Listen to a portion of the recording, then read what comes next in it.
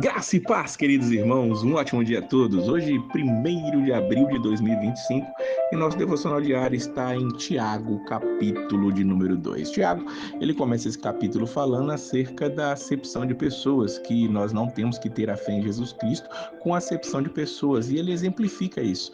Se a gente atentar para alguém que entra com traje precioso, com um anel de ouro no dedo, e dissermos para ele, se assenta aqui no primeiro lugar, no lugar de honra, e disser ao outro, ao pobre, fique em pé, assenta-te debaixo do meu estrado, a gente faz acepção, distinção entre as pessoas. E ele pergunta, bom, então não fizeste distinção entre vós mesmos?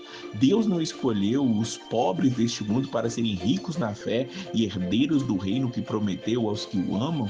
Desonrastes o pobre, porventura não vos oprime os ricos e não vos arrastam aos tribunais?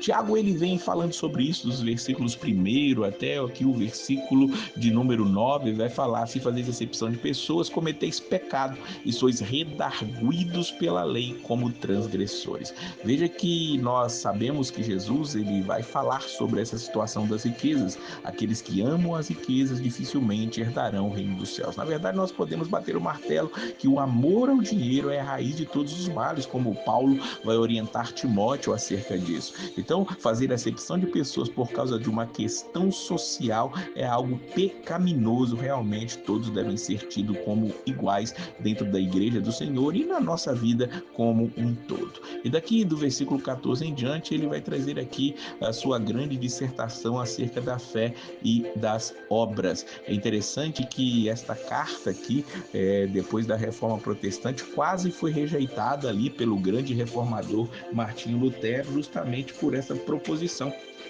de falar acerca das obras, mas entendamos o que Tiago quer dizer para nós aqui. Ele pergunta, que aproveita se alguém disser que tem fé e não tiver as obras? Porventura a fé pode salvá-lo?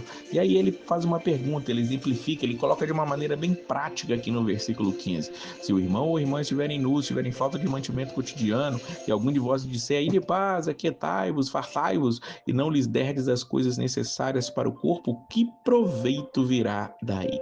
Veja o que ele está dizendo para nós. Chega um irmão pedindo ali um alimento, alguém que está com fome, alguém que está precisando de um agasalho porque está fazendo frio.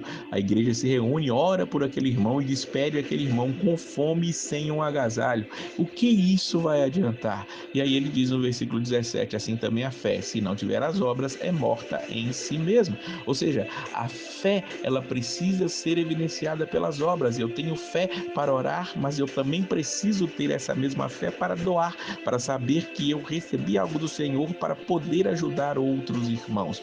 E aí ele vai fazer uma pergunta interessante no versículo 18. Tu tens a fé e eu tenho as obras. Mostra-me a tua fé sem as tuas obras e eu te mostrarei a minha fé pelas minhas obras. Realmente não tem como demonstrar a fé se não houver uma evidência disso através de alguma coisa realizada através das obras. E é isso que Tiago está dizendo. Ele não está contradizendo Paulo, tanto que ele vai usar o mesmo exemplo que Paulo usa quando vai falar sobre a justificação pela fé.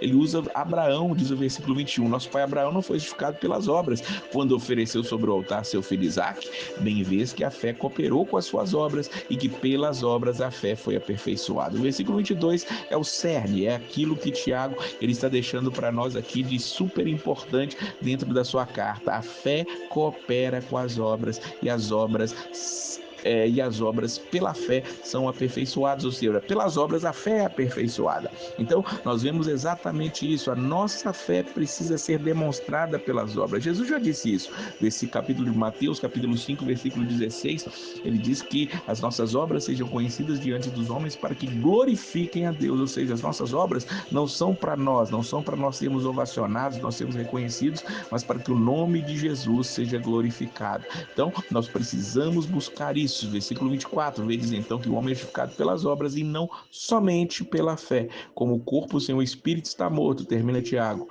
assim também a fé sem obras é morta.